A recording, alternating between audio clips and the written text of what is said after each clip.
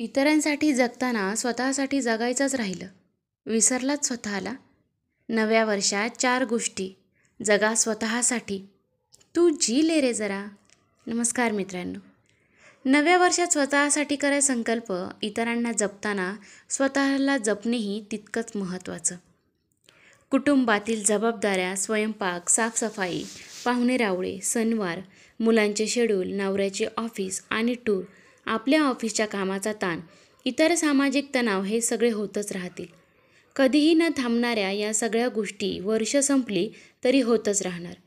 या सगळ्या व्यापातूनही आपण आपल्यासाठी थोडा वेळ, पैसा, स्वतःची स्पेस यांना जपायला हवं. त्यामुळे इतरांसाठी जगताना कुटुंब, ऑफिस, मित्रमंडळी, नातेवाईक यांना जपताना स्वतःलाही जपायला हवं ना. वर्ष संपताना गेल्या वर्षात आपल्याला काय दिलं याचा विचार करत असाल तर पोतडीत नक्कीच चांगल्या वाईट गोष्टी असतीलही. पण संसाराचा गाडा ओढता ओढता होणारी दमछाक काही सोपी नाही. त्यामुळे आपलं जगायचं राहूनच गेलं की असं म्हणायची वेळ स्वतःवर येऊ देऊ नका. आणखी फार उशीर झाला नाही हे लक्षात घ्या आणि येणाऱ्या नवीन वर्षात स्वतःसाठी आवर्जून काही गोष्टी करा. आता या काही गोष्टी म्हणजे नक्की काय? नवीन वर्षात तुम्ही स्वतःशी दोस्ती कशी वाढवू शकता? स्वतःच्या आनंदाच्या जागा शोधून त्यासाठी काय काय करू शकता याचा विचार करा. तर यासाठी मी आजच्या व्हिडिओ तुम्हाला काही सोप्या टिप्स सांगणार आहे. त्याकरता व्हिडिओ शेवटपर्यंत नक्की बघा. पहिली टिप्स आहे ती आपल्या सौंदर्यासाठी वेळ द्या. अनेकदा आपण घाई गडबडीत केसांवर कंगवा फिरवतो आणि घरातून बाहेर पडतो. मग ऑफिसला थोडं प्रेझेंटेबल हवं म्हणून वाटते, नाहीतर थेट ऑफिसला पोहोचल्यावर घाईतच काजळ किंवा लिपस्टिकही लावतो.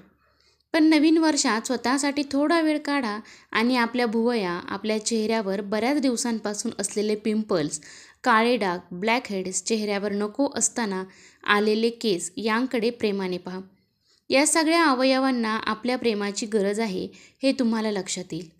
हे घालवण्यासाठी माहिती असतील आणि शक्य असतील तर घरगुती उपाय करा. नाहीतर पार्लरमध्ये किंवा तज्ज्ञांकडे जाऊन विषयीची योग्य तो सल्ला घ्या. घाई गडबडीत आपण अनेकदा स्वतःकडे नीट पाहतही नाही. पण तसे न करता आपले सौंदर्य कायम राहावे असे वाटत असेल तर थोडा वेळ आवर्जून काढा. दुसरी टिप्स, करायच्या राहून गेलेल्या गोष्टी आवर्जून करा. छंद जोपासा.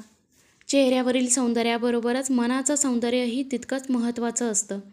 तेव्हा तुमचे मन रमेल अशा गोष्टींसाठी दिवसातून अगदीच शक्य नसेल तर आठवड्यातून नक्की वेळ काढा. बऱ्याचदा कामाच्या नादात आपण कित्येक वर्षात आपल्या आवडीच्या गोष्टी केलेल्या नसतात.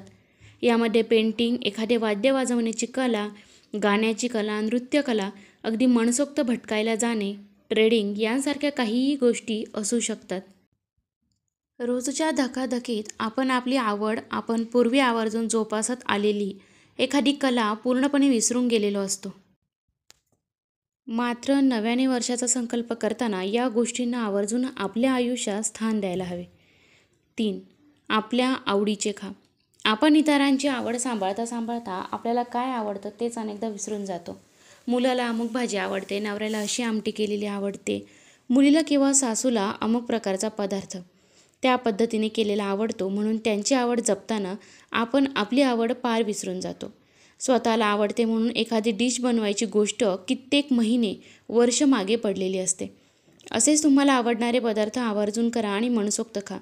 इतकेच नाही तर बाहेर तसे पदार्थ मिळत असतील तर बदल म्हणून ते खायला जायला अजिबात विसरू नका. सगळ्यांची पथ्य, पौष्टिकता हे पाहताना आपल्या जिभेचे चोचले पुरवणेही तितकेच महत्त्वाचे नाही का? असे केल्याने तुम्ही आतून खुश व्हाल. 4. आरामासाठी महिन्यातून एक सुट्टी आवर्जून काढा. आठवड्याभर ऑफिस आणि घरातील कामांची धावपळ असते. मग एक साप्ताहिक सुट्टी मिळाली की घराची साफसफाई, घरातील सगळ्यांच्या खाण्यापिण्याचा फरमाईश आणि बाहेरची कामे यातच वेळ जातो. त्यामुळे आठवड्याच्या दिवसांपेक्षा याच दिवशी जास्त थकून जायला होतं. यामुळे आरामासाठी असा वेळच मिळत नाही. त्यामुळे महिन्यातून एकदा फक्त स्वतःसाठी, आपल्या आरामासाठी, चक्क लोळत पडून राहण्यासाठी नक्की सुट्टी काढायचा संकल्प करा. अनेकदा आपण इतके अडकलेले असतो की आजारी पडलो तरी तसेच स्वतःला खेचत राहतो आणि दुखणे अंगावर काढतो. पण आपले शरीर, मन थकते याचे भान असू द्या आणि आरामाला प्राधान्य द्या. तर मित्रांनो, व्हिडिओ कसा वाटला कमेंट करून नक्की कळवा आणि खरंच आयुष्यामध्ये कधीतरी स्वतःला वेळ द्या, स्वतःला टाईम करा. व्हिडिओ आवडला असेल तर लाईक करा, शेअर करा आणि जर तुम्ही चॅनलवरती नवीन असाल तर चॅनलला सबस्क्राईब करायला विसरू नका. धन्यवाद.